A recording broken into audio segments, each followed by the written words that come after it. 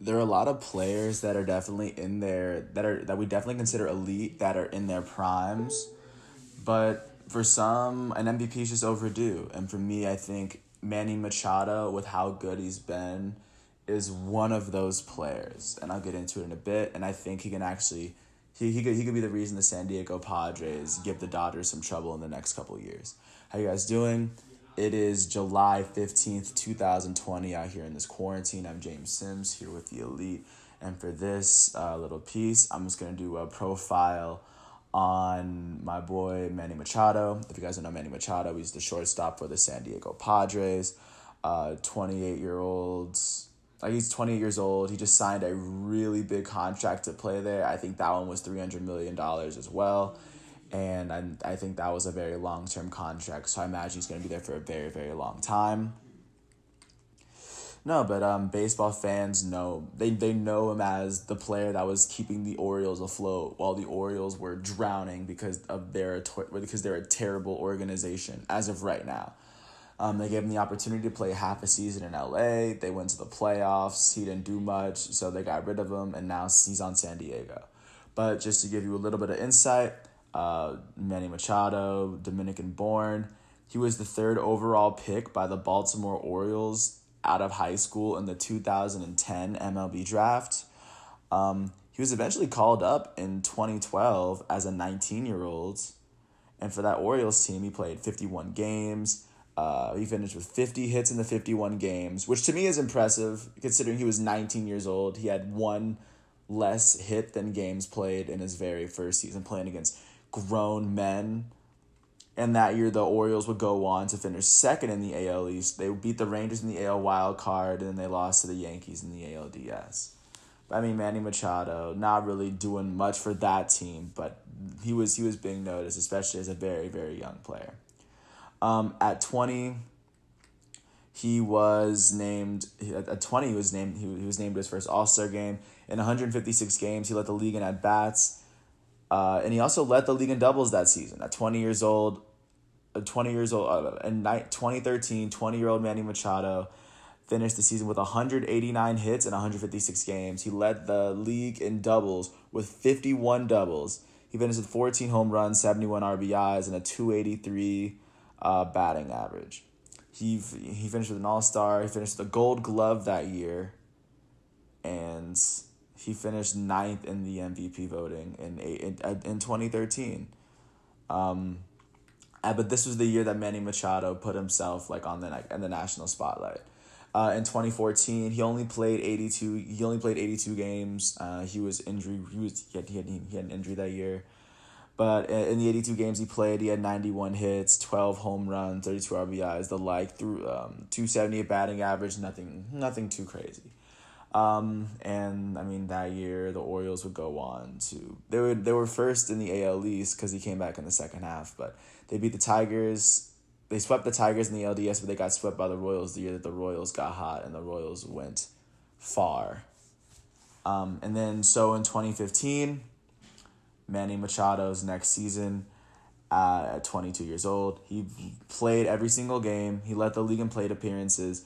He finished that season with 181 hits in those 162 games, 35 home runs, 86 RBIs, 30 doubles, 286 batting average, 359 OBP. He finished with his second Gold Glove, his second All-Star, and he was fourth in the MVP voting. But this is the first time he'd hit 30 home runs in a season, and he had been serious about being an All-Star. This is the time that the NFL or the MLB realized that it wasn't a fluke that he was an All-Star when he was 20.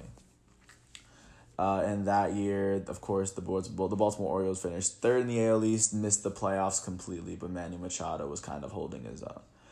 In his 2016 season, when he was 23, he played 157 games. He played 157 games where he finished with 188 hits, 40 doubles, 37 home runs, 96 RBIs, with a 294 batting average. He finished with an All-Star that year, and he was fifth in MVP voting. But that was the last time he was really in the MVP race when he was 23 years old, which was 4 years ago, which wasn't incredibly long ago. That year, the Orioles missed the playoffs again. Oh no, they didn't. They finished third in the AL East, but they lost to the Blue Jays in the AL wild card. So they technically missed the playoffs, but I guess that would count to some as making the playoffs. In 2017, at 24, when he was 24, he played 156 games. He had 163 hits in those games, 33 doubles, 33 home runs, 95 RBIs. All-star stuff. But he wasn't named an all-star that year. Because I don't know if he had an impressive start, but he still finished with a 259 batting average. It was all right, but his age 25 season he turned it back around. In 2018, when he started the season with the Orioles and finished it with the Dodgers, he finished the season with 188 hits in 162 games. He had more hits than games played on both the Orioles and the Dodgers, which was impressive to me. Finished with 37 total home runs, 107 RBIs.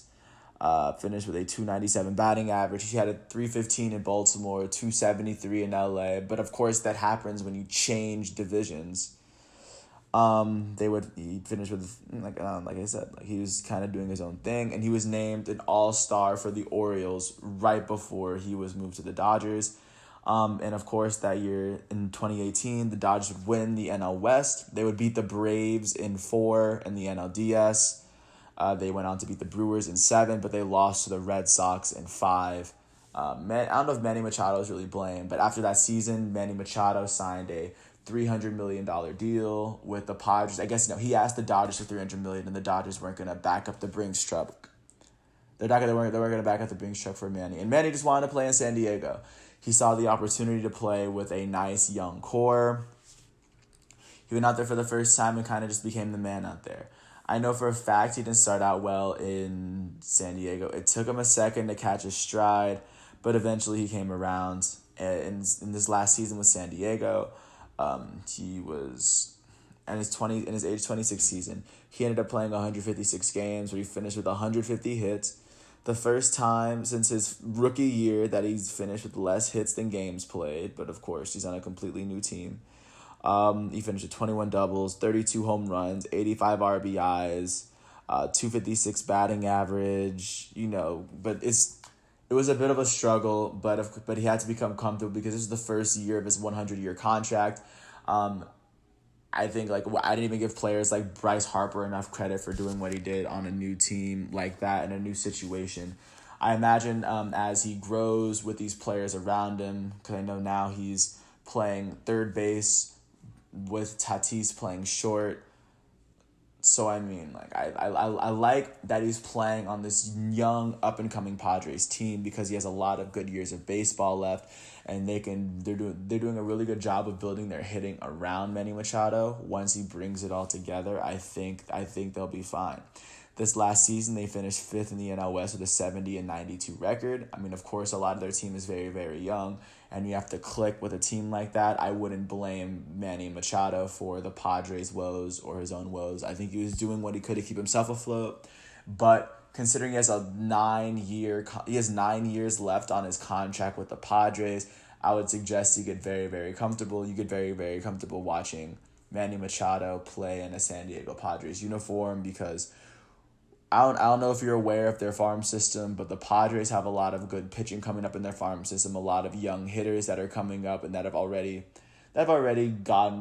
shown some production on the MLB level. But I'm telling you, the San Diego Padres are a baseball team that when everything comes together, it's gonna hit. And just like Freddie Freeman's managing the situation with the young Braves, I think Manny Machado is gonna play the same role once the young Padres come of age.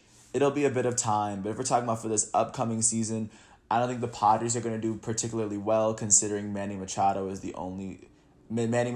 Fernando Tatis are the only 2 elite players I have up on here, and they have to play in the same division with the Los Angeles Dodgers. I wouldn't bet on them, but I think Manny Machado is a very, very elite player that you shouldn't take for granted. He's only 28 years old. He has a lot of elite baseball left in him. Even if he doesn't have that much more, this season he should still be very elite, and I would definitely not count him out, even if he is on the Padres. He earned that contract. He was like I was saying, just looking back at him now, as of right now, he's a 28-year-old player. He has 4 All-Stars. He has 2 Gold Gloves, and now he has $300 million in a very favorable situation compared to other elite players his age. I don't want to. I don't know. I don't want to jinx anything, but I'm saying if he stays particularly healthy, I think the Padres could eventually sneak out a championship with Manny Machado as, not like as with Manny Machado as the most senior, like elite player on that team.